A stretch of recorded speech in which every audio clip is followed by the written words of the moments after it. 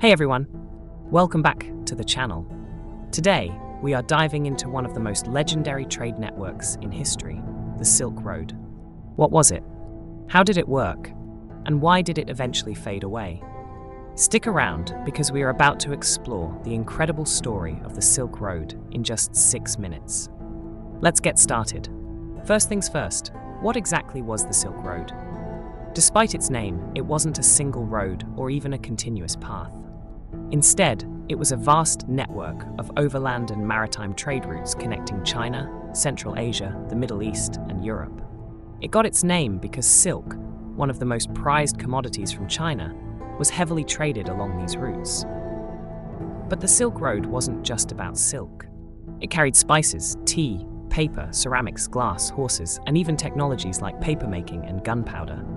More than that, it was a highway of culture and ideas. Buddhism, Islam, and Christianity spread along these paths, as did medical knowledge, artistic styles, and even recipes.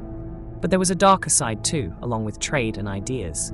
Diseases like the bubonic plague also traveled these roads, shaping history in ways few could have imagined. So when did this incredible network begin? While trade between the East and West existed long before, the Silk Road officially took shape during China's Han Dynasty around 130 before Christ. It all started when Emperor Wu of Han sent a diplomat named Zhang Qian on a mission to find allies against northern nomadic tribes. Instead, Zhang discovered powerful civilizations in Central Asia, like the Parthians and the Kushan Empire, and realized the enormous trade potential between China and the West. His reports ignited China's interest in long-distance trade, leading to the creation of the Silk Road. Over time, it expanded as empires like the Roman Empire, Persian Empire, and later the Byzantine Empire and Islamic caliphates became major players in Silk Road commerce. So how did this vast network function? Unlike modern shipping routes, merchants rarely traveled the entire length of the Silk Road. Instead, it worked like a relay system.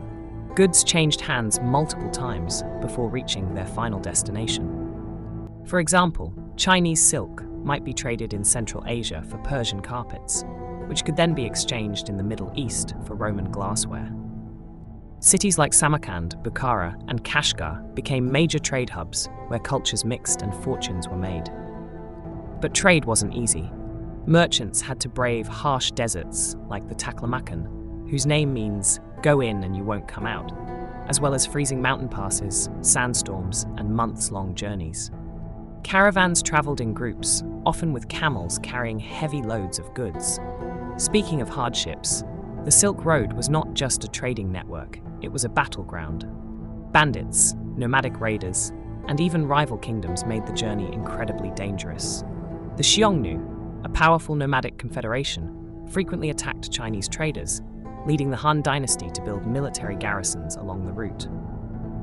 Later, the Mongols, under Genghis Khan, took control of the Silk Road in the 13th century and provided an unusual period of stability known as the Pax Mongolica.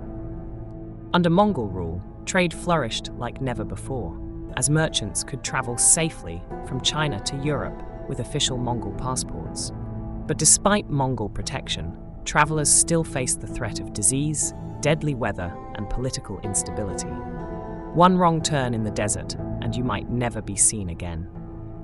So, what led to the decline of the Silk Road?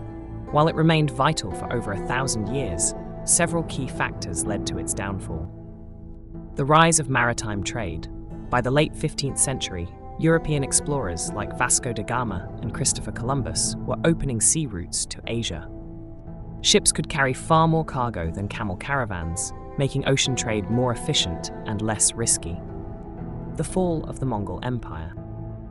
When the Mongols controlled much of Eurasia, trade was relatively safe. But as their empire fractured in the 14th century, local rulers and warlords fought for power, making the Silk Road more dangerous and unstable. The Black Death.